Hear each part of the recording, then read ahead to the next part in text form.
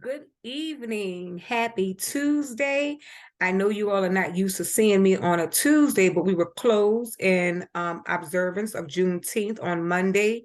We do have an exam that is starting on tomorrow, Wednesday, for chapter 3. This chapter was only like 3 days, as well as chapter 4 is going to be like 3 days. So please make sure that you're reading your chapters, you're reading your PowerPoint slides, and if you're behind on any assignments, make sure that you catch up. We're going to go ahead and get started with a quick little review because you do have an exam on tomorrow, Wednesday. You do have until Sunday. But remember, for our Zoom class on Thursday, we will be going into chapter 4. So this exam is scheduled for tomorrow. You have until Sunday. But on Thursday for our Zoom class, we will be going into chapter 4, and I will be assigning groups.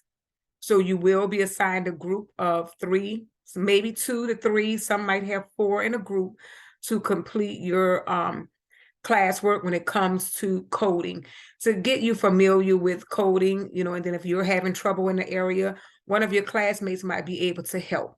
So do remember to go into your grade section of e-learning. I did put some additional notes in your ICD coding tips. So please make sure you review that. I'm going to go ahead and share my screen. So just want to go quickly into chapter 3, whereas we can go over some quick little information that will be on your exam tomorrow. So chapter 3 is the ICD-10. We started this on Thursday or Friday of last week.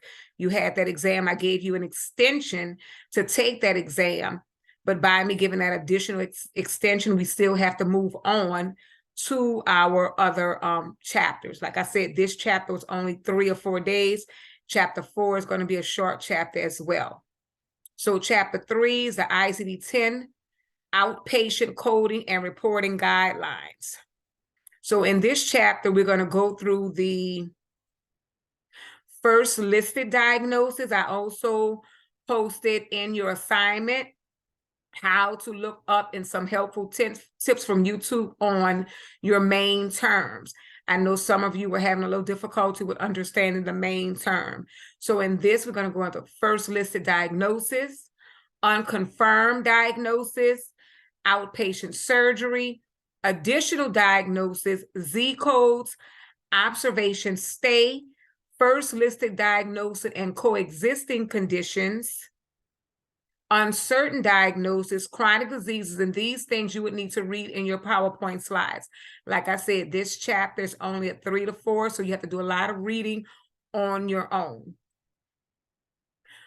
Important, identify a first listed diagnosis we will cover, define assignment of codes for unconfirmed diagnosis. So we're going to go quickly into this.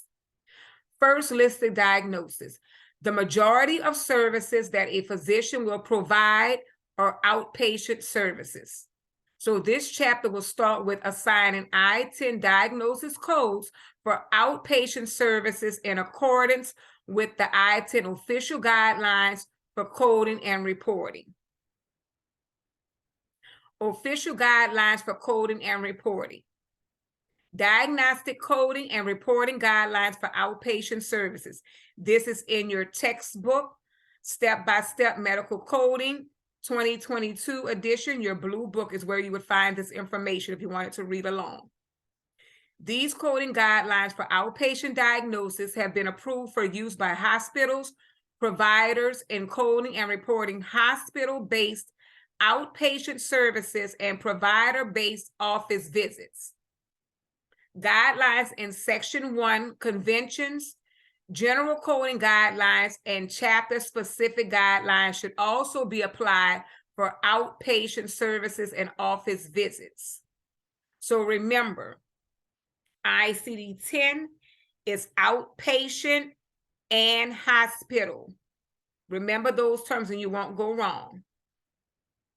And I'm saying hospital, but I want you to just go back. It says here, used by hospital providers in coding and reporting hospital-based outpatient service and provider-based office visits. Information about the use of certain abbreviations, punctuations, symbols, and other conventions used in the ICD-10 CM tabular list, code numbers, and titles can be found in Section 1A of these guidelines under conventions used in the tabular list. Section 1B contains general guidelines that apply to the entire classification. Section 1C contains chapter-specific guidelines for correspondence. So next we're going to go diagnosis often are not established. This is very important. Diagnoses often are not established at the time of the initial encounter visit. It may take 2 or more visits before the diagnosis is confirmed. So remember, just because that initial encounter might not give you that correct and confirmed diagnosis, diagnoses are not established or often not established at the time of the initial encounter visit. It may take 2 or more visits before the diagnosis is confirmed. The most critical rule involves beginning the search for the correct code assignment through the alphabetic index.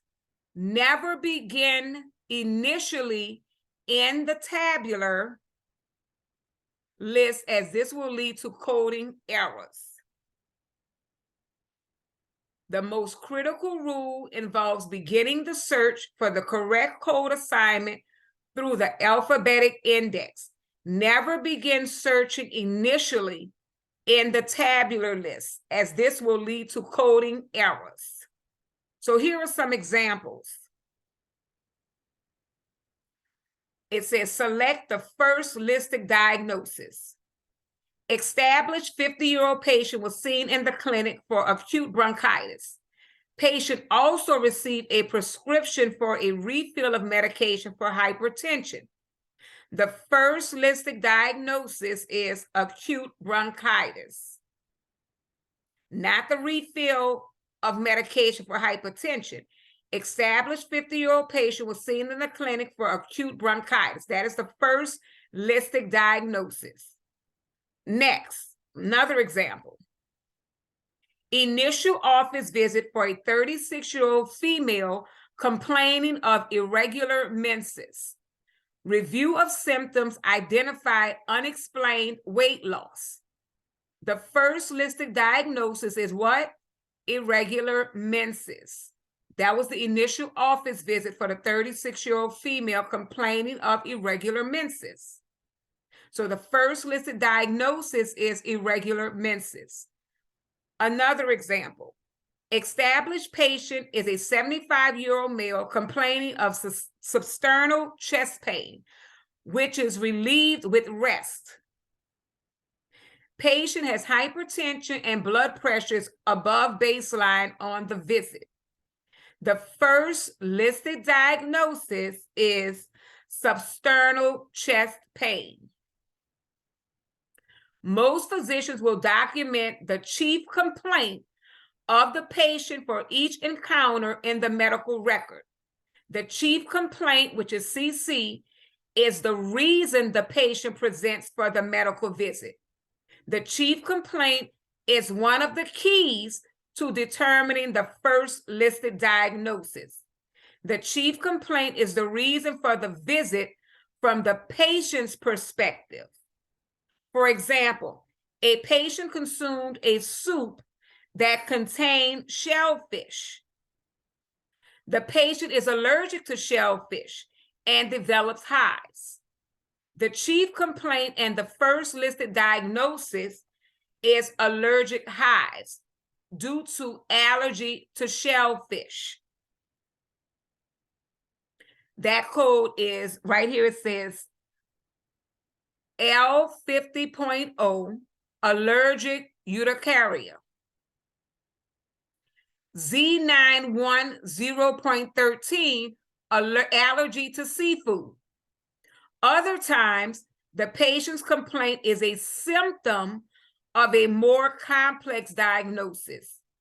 For example, a patient presents with a chief complaint of a backache and other examination. And after examination, the physician determines the patient has an acute kidney infection due to Escherichia coli.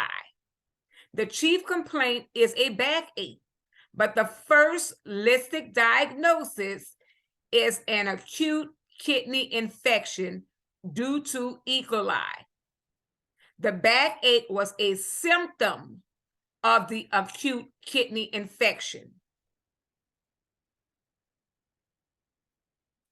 N10, acute pyelonephritis. B96.2, Escherichia coli, which is E. coli, as the cause of diseases classified elsewhere. The patient may also schedule a visit without a chief complaint.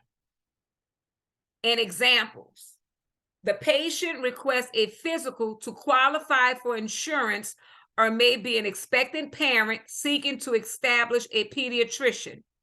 The reason for these visits can be reported as first listed codes using codes from Chapter 21. Z02.6, which is an encounter for examination for insurance purposes.